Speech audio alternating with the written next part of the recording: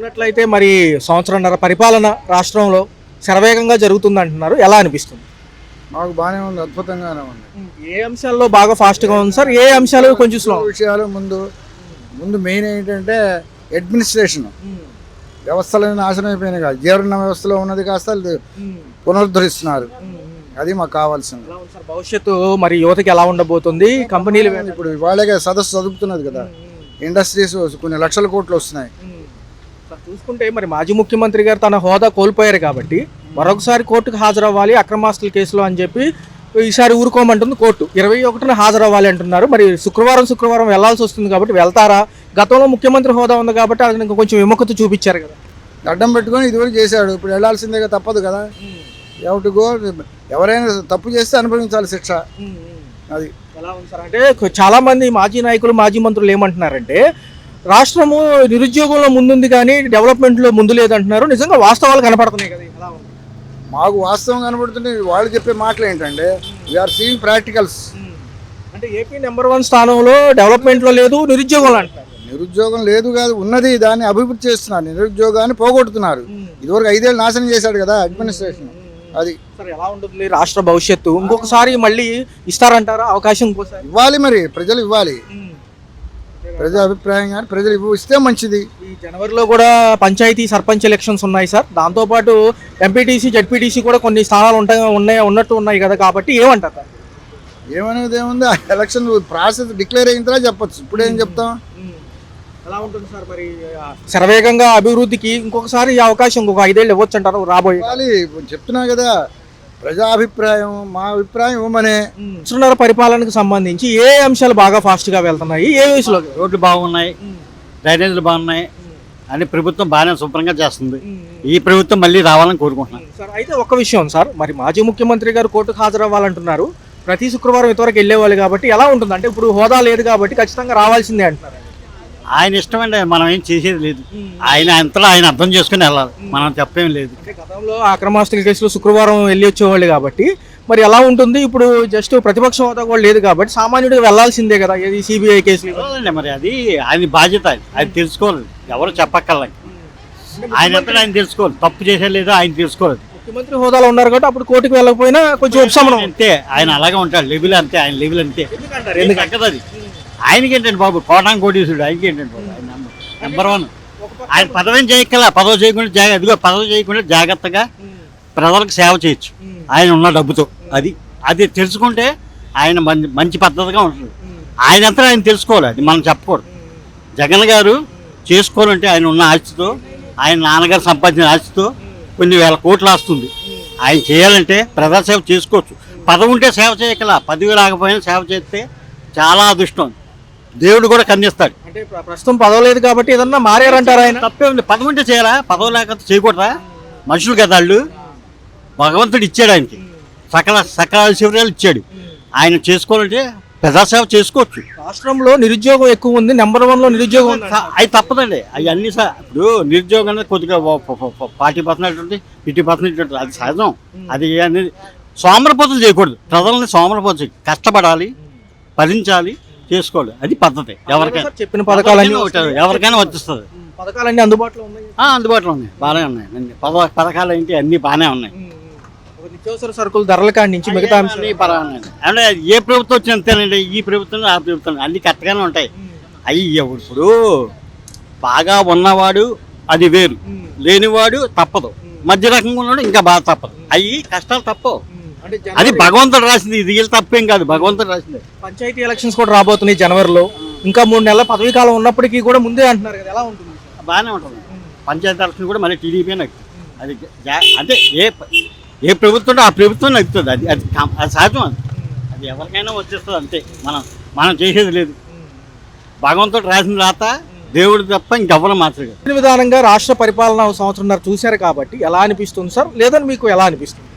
ఇప్పుడు వస్తానే వెంటనే చేసేదానికి కాదు, చాలా సమస్యలు ఉన్నాయి. అవన్నీ తీరేదానికి కొంత టైం తీసుకుంటుంది.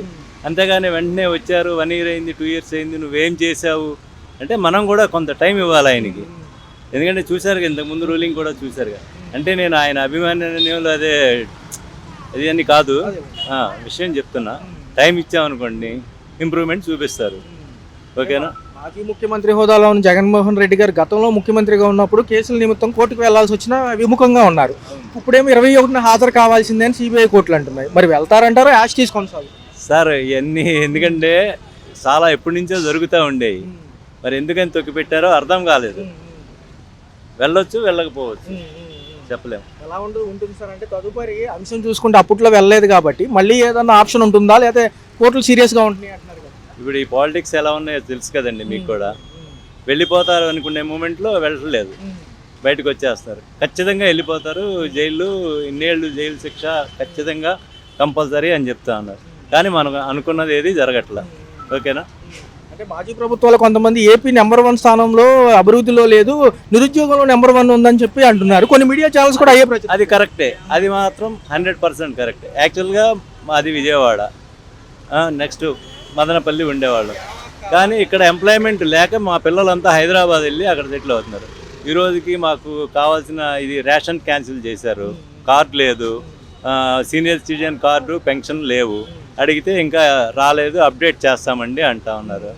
అది ఎట్లా ఉంది సార్? ఈ పెట్టే ఈ జాబ్ మేళాలు కానివ్వండి, ఇప్పుడు వస్తూ ఉంటే మీకు బ్యానర్ కనిపించి ఉంటుంది సార్. ఇవన్నీ దేనికంటారు? జనరల్గా నామకే వాస్తేనా, లేకపోతే జస్ట్ ఓన్లీ ఒక ఫోటో సెక్షన్? సార్ కొంతమందికి ఒక 15,000 20,000 ఆ క్యాటర్లో వాళ్ళు ఈ ప్లంబర్లని, ఈ ఎలక్ట్రీషియన్లని, చిన్న చిన్న వాటికి మాత్రం ఎలిజిబిలిటీ ఉంది. యాక్చువల్గా నేను రాయచోటి అక్కడ పోలీలో వెళ్ళినప్పుడు మా పిల్లల్ని తీసుకుని వెళ్ళా, కానీ వాళ్ళకి రాలా జాబ్స్.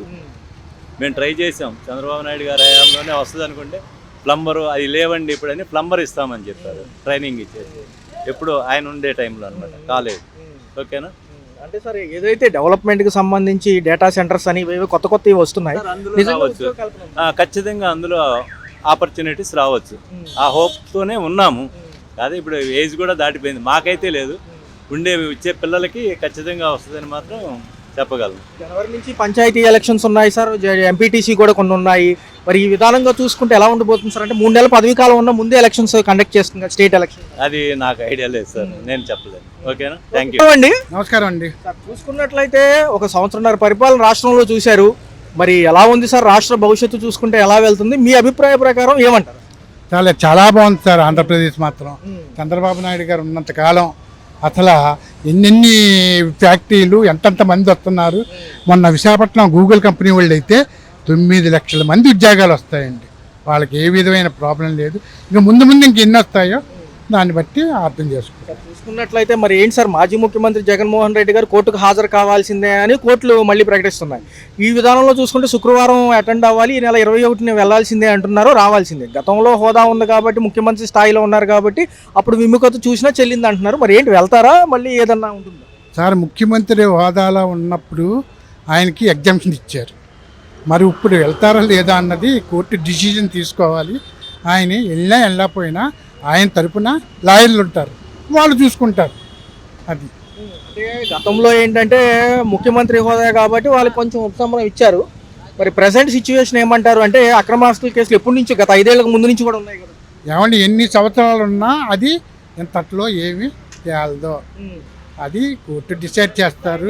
పెద్దోళ్ళ వ్యవహారాలు ఇవన్నీ అదండి. అంటే ఇప్పుడు సాధారణ స్థాయి కదా, ప్రతిపక్ష హోదా కూడా దక్కలేదు కదా, కాబట్టి ఒక కేసులో ఉన్న వ్యక్తిగా ఒక నిందితుడిగా వెళ్లాల్సిందేనంటారు. కానీ సాధారణ వ్యక్తి అయినా ఆయన ఎమ్మెల్యే పదవి ఉంది, ఆయన మామూలుగానే అన్ని వ్యవహారాలు ఉంటాయి.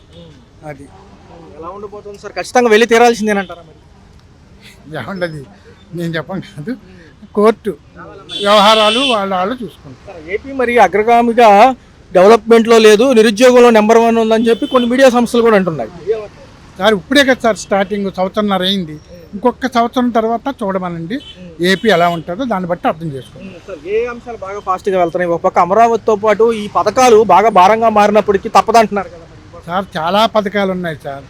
ఈయన చంద్రబాబు నాయుడు గారు ఆయన తల మీద వేసుకుని ఆయన సొంతగా భావించి ఆయన ఇస్తున్నాడు. కానీ పథకాలు చాలా ఎక్కువైపోయినాయి. ఆంధ్రప్రదేశ్లో డబ్బు లేదు, అయినా సరే ఎక్కడో అక్కడ ఏదో అడ్జస్ట్మెంట్ చేసి ఆయన ఇవ్వడం జరుగుతుంది. చంద్రబాబు గారు కూడా ఈ యొక్క ఎమ్మెల్యేలు ఎంపీల పనితీరులు చూస్తున్నారు. ఎప్పటికప్పుడు మానిటర్ చేస్తున్నాము, మీరు మార్చుకోవాల్సిన అంశాలు మార్చుకోకపోతే రేపు సీరియస్గా ఉంటుంది, ఏదైనా మార్పులు చేర్పులు ఉంటే నేనేం చేయలేను అంటున్నారు. ఎందుకంటారు, ఎందుకని అంత ఫోకస్ పెట్టారు? ఎమ్మెల్యేలు మంత్రులు పనితీరు సరిగ్గా లేదు అంటున్నారు కాబట్టి 2.5 సంవత్సరాలు అవ్వగానే మార్పులు జరిగితే మామూలే. ఇంతకుముందు ఎలా జరిగింది ఇప్పుడు కూడా అంతే. దాన్ని బట్టి ఫోకస్ పెట్టారు సీఎం గారు. అదండి. ఏంటి సార్ మరి చూస్తే జనవరిలో పంచాయతీ ఎలక్షన్స్ జరగబోతున్నాయి. స్టేట్ ఎలక్షన్ కమిషన్ కూడా సిద్ధంగా అమ్మంటుంది. మరి జడ్పీటీసీ ఎంపీటీసీలు కూడా కొన్ని స్థానాలు ఉన్నాయి. మరి ఎలా ఉండబోతుంది కొంచెం మరి ఈసారి ఎటు ఉంటుందండి? సార్ ఏదైనా అధికార పార్టీయే సార్. ఎన్ని ఎలక్షన్స్ వచ్చినాయి ఈవేళ చూడండి, బీహార్ ఈవేళ కౌంటింగ్ ఎన్డీఏకే మొగ్గు చూపెడుతుంది. అలాగే ఇక్కడ చూడండి జూబ్లీ హిల్స్, అది ఎవరికి? అధికార పార్టీ. అందుకని వచ్చి పంచాయతీ అయినా ఏదైనా టీడీపీకే మొగ్గు చూపుతుంది. కూటమికి